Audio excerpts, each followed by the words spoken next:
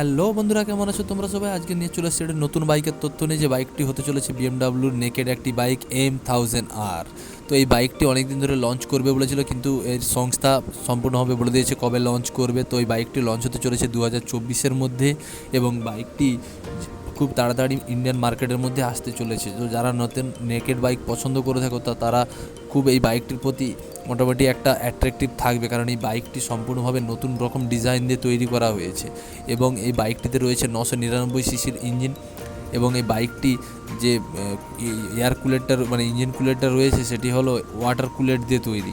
এবং বাইকটিতে পাওয়ার আছে 210 HP পাওয়ার, এবং এতে টর্ক রয়েছে 113 Nm টর্ক, এবং বাইকটি 280 kmph পর্যন্ত স্পিড তুলতে পারে। তো বাইকটি মোটামুটি খুব ভালো হতে চলেছে। যারা পছন্দ করো তারা অবশ্যই বাইকটি নিতে পারো। তো দেখা হচ্ছে পরের ভিডিওতে এই নিয়ে। তো যদি তোমরা ভিডিওটি পছন্দ করো তো প্লিজ আমাকে কমেন্টস করো। দেখা হবে পরের ভিডিওতে।